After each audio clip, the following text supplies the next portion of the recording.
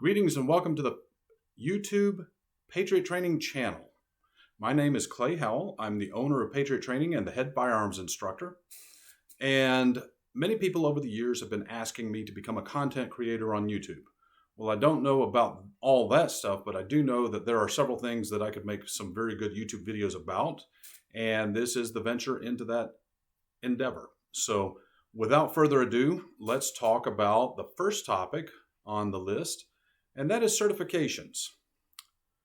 A person can be certified in any number of things. A medical doctor is certified, an attorney can get certification, a CPA, an insurance agent, and the list goes on. There are certifications that mean more to some people than others. And more importantly, there are many misconceptions as to what a certification is and what it is not. So the purpose of this video is to kind of dig into that with regards to firearms. What do certifications mean? What do they not mean? And what are they? So let's go ahead and jump in.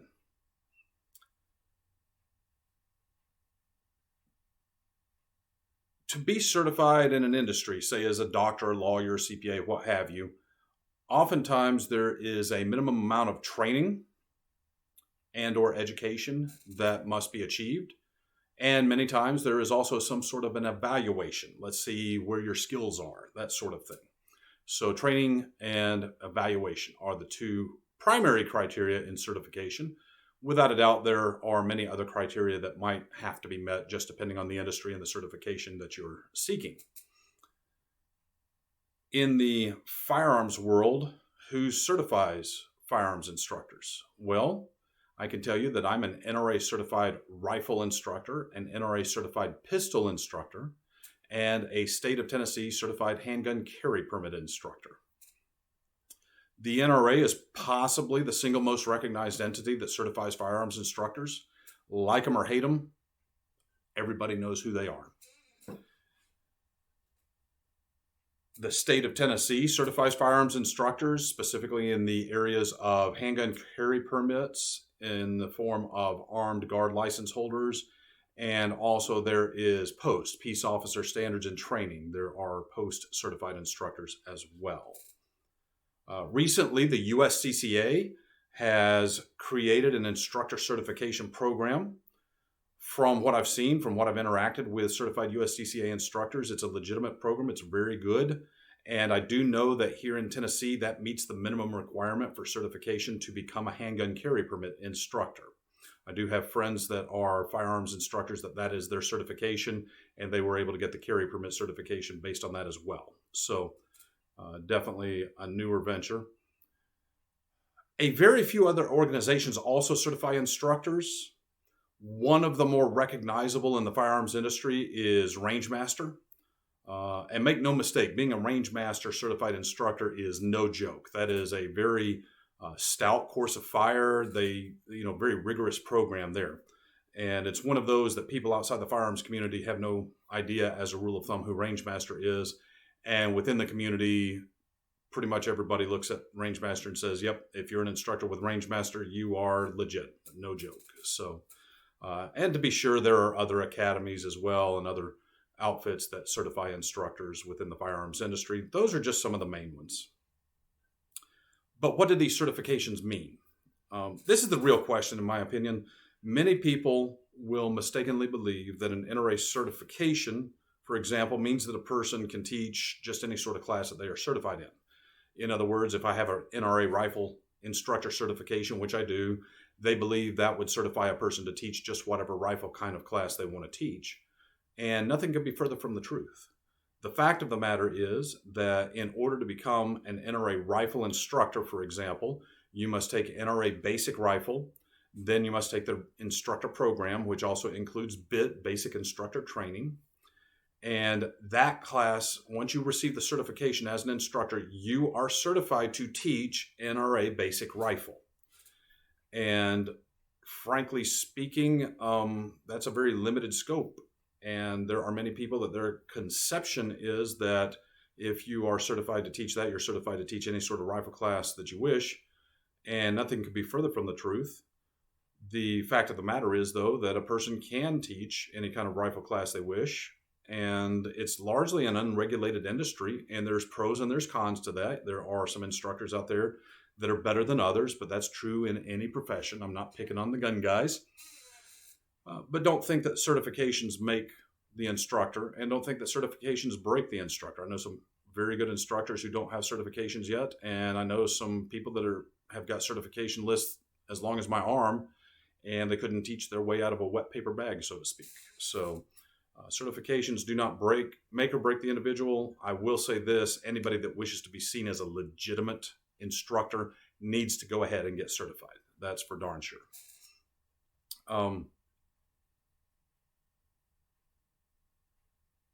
As an example, and kind of a funny story here, when I was obtaining my NRA rifle instructor certification, and the location was Defensive Specialties down in Georgia. Mike and Marie Bain run a really good program. If you are near there, or even if you're not, it's definitely worth the drive. Get your NRA credentials from Defensive Specialties down in Georgia. Good people. Tell them I sent you. Down there getting the certification, and just a really fun weekend overall. Great people, both the participants as well as the training counselors, Mike and Marie. And we were shooting the qualification course. And of note, I was using a Ruger 10/22 rifle. Wanted to save some money. They did not specify what kind of rifle had to be used, so I saved some money, shot some 22, and was proceeding right along. And Mike Bain observed that my standing group was decent, my prone group was decent, and then on the bench rest, the final portion that we did, that my first few shots were really good, still in that same center mass of conglomerated shots right there in the middle. And then the group kind of opened up, as he put it. The shots just kind of fell apart. And observing the target, that's exactly what happened. Of course, they all still hit the target, but compared to what had been, and it opened up to about that big, he said, it just didn't look like you. And he assumed he had his eye on the target, and he just assumed, like with 99.99% of the other situations, that I just got a little rushed or failed to follow my mechanics. Now, me internally, I knew that I had followed my mechanics. My sight alignment, sight picture was good. My breathing was on point. My trigger was immaculate. And it got me to wondering. So a little bit later, after the class was over, after I earned the certification, I of course, disassembled the Ruger 10/22, took a look at it, and lo and behold, the barrel had worked loose. And the barrel had worked loose because my son had taken it apart to clean it, and had inadvertently removed the barrel in the process following a YouTube video. And when he put it back in, he did not tighten everything down like he ought to have. And so the barrel worked loose, which wound up, it instead of having a nice little circle like that at 50 yards, I had I put everything on a pie plate. It was still okay, but I looked at that and I thought, wow, that's certainly interesting. But that's my funny story from the certification world. And the interesting thing is, of the other instructor candidates there that day, I do recall that none of them had a group as good as mine, even when my barrel came loose. So I was, of course, teasing with them and joking with them as well. So and these people went on to teach.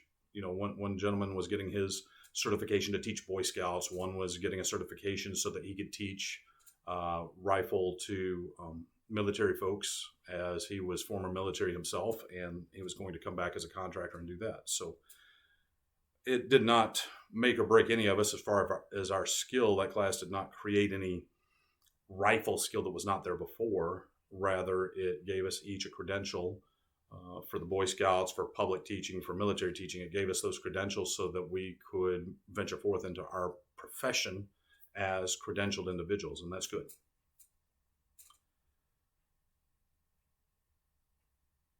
The state of Tennessee, when it comes to handgun carry permits, for example, the state of Tennessee, when I got NRA pistol instructor certified, which means I'm certified to teach NRA basic pistol, all I had to do was show evidence of that credentialing, fill out a one-page form, which included a background check, of course, and send them $25. And a few weeks later, I got a certificate in the mail. I was certified as a Tennessee handgun carry permit instructor. And then I got to log on to the website and everything like that where I could download the material to teach. So they will accept that. They also now accept the USCCA instructor certification, as I mentioned before. Um, and speaking of funny stories, when I went to get my NRA pistol certification, uh, got that through Citizen Safety Academy in Murfreesboro. Go take a class from Akil, from Tiffany. Those people are really good folks. Definitely take a class with them. Even if you don't need a certification, get your cert. They have a bunch of other classes from which to choose as well. Awesome people. So we're in that class, and Akil asks everybody what they brought to shoot with for the NRA pistol certification. And the NRA pistol instructor qualification, the shooting qualification, is no joke. It's a circle about 8 inches, and you've got to make a 6-inch group with 16 out of your 20 shots. And for those that don't know, that's about the width of a dollar bill. And 16 of your 20 shots have to be on the paper and within that 6-inch circle. And I saw a lot of people, of the people that were in that class that weekend, the first round, and I can't really tell you how many did pass the second round or beyond. I of course shot the standard on the first round, as did my buddy who went with me. And I would say out of the 9 participants that were there, only 3 of us passed on the first try. So it's not easy at all. But at the beginning of the morning, first day, Akil asked us what kind of pistol we were shooting. And, most people had Glocks or this, that, or the other, 9mm, some such. One guy was shooting a 45 and came to me and I said I had a Browning Buckmark Target 22 pistol. And anytime I take a certification, if they don't, or another class, if they don't specify what I need, I will bring a 22 to save a little bit of money on the ammo if that's acceptable. And of course, he joked with me and he said, "Okay, you're a ringer," that sort of thing, trying to game it. And we get out on the line and we shoot. And of course, I shot the first qualification. And it's funny because he had his dollar bill out there. He was measuring everybody's targets. And as he went by, he sees my target, doesn't even measure, just skips on over to the next one. And by that point in time, we had a pretty good rapport. We were already joking with each other. Even though we had not met prior to that, we had some mutual acquaintances. And it was a very fun-loving class. And, he, of course, gave me a hard time. He goes, "Yeah, of course you passed with that gamer pistol. You're trying to game this situation." I said, okay. And so a participant that had not done as well as they had hoped, they had a compact, a Glock 26. And I said, "Okay, may I shoot your pistol?" And that individual said, "Sure." And I pulled out my own 9mm. I wasn't going to waste their ammo. And I shot the course of fire the second time, even though I did not have to. And I shot with the Glock 26, which is a subcompact pistol, and shot the 20 rounds and actually made a tighter group with the 26 that I had with the 22 just a moment ago with the subcompact 9mm. And of course, Akil just smiled and laughed, said, "I knew you could do that. I'd just given you a hard time." And that was ingrained as one of the better moments, of interaction with a teacher and with a participant, because I wasn't big talking like so many people do in gun classes, but I let my shooting do the talking for me. Moving on. So we've talked about what the certifications are. We've talked a little bit about what they mean, but what do certifications not mean? And I've kind of touched on that already. The NRA pistol certification means I can teach NRA basic pistol. The state of Tennessee goes a little bit beyond that and says, since the carry permit is so similar, you can teach that as well.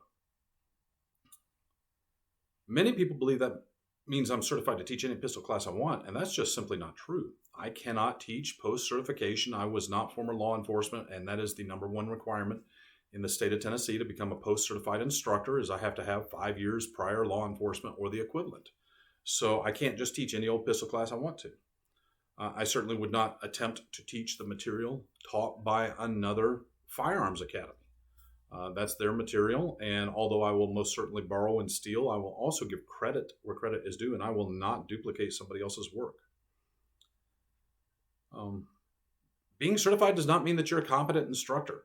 I have seen people that got their certifications and they went through the motions, and I really would not trust them to teach people. I've been to a class at a school where that instructor had a list of certifications as long as my arm, way more qualified in terms of certifications than myself. And I cannot advocate anybody take a class from that outfit. They're just simply subpar when it comes to their quality of their content, as well as the instructor doesn't carry firearms instructor insurance, and that's just negligence. So having a certificate does not, or having a certification does not mean that you're a competent instructor.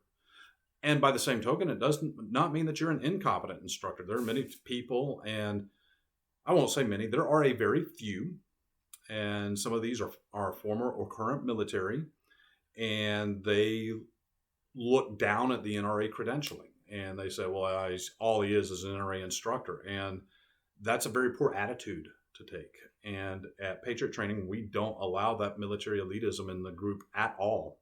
It's not permitted amongst the participants. It's not permitted amongst the instructors. If somebody's trying to become an instructor with with Patriot Training and they show that, nope, you're out the door. So, the NRA certifications, for example, they don't create a good instructor. They don't mean that you're a bad instructor. It just means that you got credentialed. That's what it means. In the same vein, some doctors are better than others. You might go to a doctor and this doctor's just really on the money, and he's got good bedside manner and he knows his business and that sort of thing. And you can go to another doctor that got his degree from the same place and got the same certifications and credentialing, and that could be a very bad doctor. What that means is they met a minimum qualification. It is important to note that there are some things that people think are qualifications of a good firearms instructor that are simply not so. One of them is, and I hear this a lot, somebody will say, well, I've been shooting all my life, or I've been shooting since the age of 8, or take your pick. And that's just not a good firearms qualification at all. I don't care how many times you've done something wrong. Yep, I said what I said. When these people show up to class, I've been shooting all my life, and they show up to class, that's often the person that I have to do the most corrective actions with. They typically have some poor habits or some self-defeating mechanisms involved that we have to coach them past. So that's not a qualification. Just because somebody's been shooting all their life is not a qualification. In the same way, just like we talked about a moment ago, just because somebody was in the military or law enforcement, that's not a firearms qualification. That means that they met a minimum level of proficiency. And 100% respect to our military and our law enforcement out there, current and former. 100% respect. And if you were in the military, you know that all shooters are not created equal. And if you were in law enforcement, you know that as well. Not all shooters are created equal. Just saying that you were military, just saying you were law enforcement, that is not a certification. That is not a qualification for being a good firearms instructor. That means you met a standard, and to be fair, that standard is a little higher than the civilian standard for the carry permit. I'm not going to lie there. But it doesn't mean that that's an expert kind of a qualification. And there are people that were in the military and law enforcement that are and currently, they were and they are currently a terrible shooter. And if you're a terrible shooter, I don't want you to be an instructor. That's not good. You need to be able to demonstrate what it is that you're going to teach. And there are people, current, former military, current, former law enforcement, that are great shooters. And I think that kind of mirrors the society, the public in general. We have a segment that actually take their craft and really work on it and become quite skillful. And we have some that do it because they have to. And I'm not going to lie, I'm a certified property and casualty licensed insurance agent.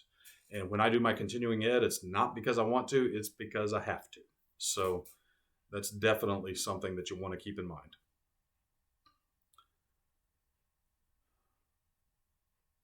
In that vein, it's important to note that in 2022, noted firearms instructor Chris Costa, he's been teaching civilians the art of gunfighting for many, many years.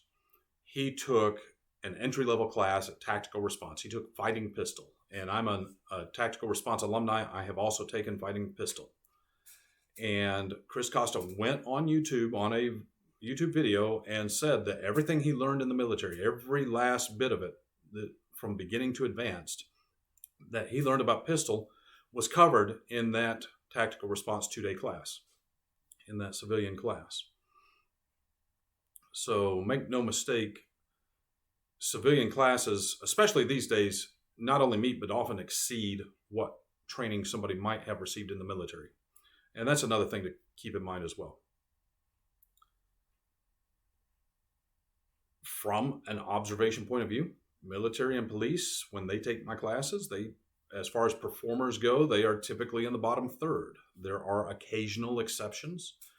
The people that were military or police and that are in the top third of performers are typically also competition shooters, and they will be the first to tell you they didn't learn how to shoot well in the military or law enforcement. They learned how to shoot well when they got into competition or when they took a training class. So that's just an observation. Again, 100% mad respect for what these folks do, but don't go out there thinking that just because they were in the military, just because they were in law enforcement, they can shoot straight. Nothing could be further from the truth. It's no different than the rest of the public. One that kind of shows its ugly head many times is the belief that a husband or a boyfriend equals a firearms instructor, and that's simply not the case. Funny story here. Had a husband and wife, and they took the carry permit class from me at 2 different points in time. The wife also took the Patriot training class called Essential Pistol. And I remember the husband was very adamant against her taking this class, but she was very adamant that she wanted to take the class, and it may have caused a little stir up at home. I don't know. That's none of my business. But nevertheless, over the course of time, it came out that the husband was very much against her taking the Essential Pistol class because he felt he could teach her how to shoot. And in a loving manner, in a respectful manner, a conversation was had with him and said, okay, here's our syllabus of what we cover in Essential Pistol. And unfortunately, the gentleman did not know more than half of the material. He did not even know what it meant, much less how to perform it. So, and I use this as an example. This is typical. I can teach somebody how to shoot, or I know how to shoot. That doesn't mean they do. That means they know how to pull a trigger. And honestly, that doesn't take a lot of skill to simply pull a trigger. Now, to properly press a trigger where you don't disrupt your sight alignment, that's a little bit different story. But just because they are a husband, just because they are a boyfriend and they've shot a gun before, maybe even killed a deer, that does not mean they are a firearms instructor. And the overriding principle in these last few, military, police, certified instructors, husband, boyfriend, whatever qualification that you think is that really isn't, the overriding factor in all of this is the fact that even if somebody is a skilled shooter, that will not make them a skilled instructor. The ability to articulate, demonstrate, and put together a lesson plan that will adequately prepare a student to have success on the line when it's their turn to shoot, those are 2 completely different skill sets. So you got to take that into account as well.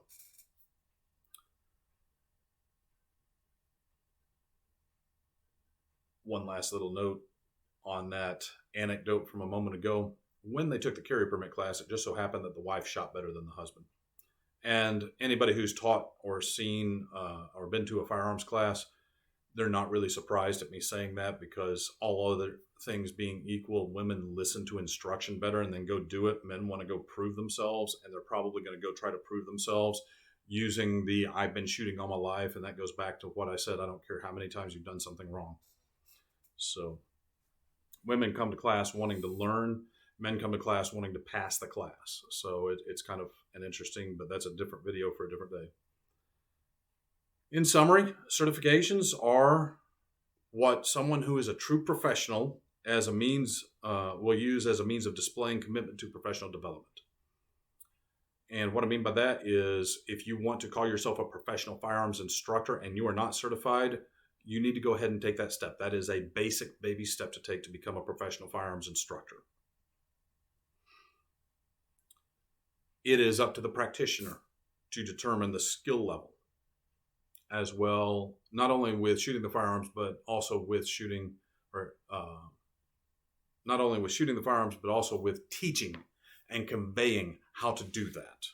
You can't just be a good shooter and that's going to make you a good teacher. You must dedicate time and effort into mastering both of those skills. That's why an effective firearms instructor is a rare thing, because this person, in my estimation, has to have good shooting skill and the ability to communicate how to do that to somebody else. Folks, that's all I have for today. I want you to remember, you don't have to be a patriot to train, but you do have to train to be a real patriot. Thank you.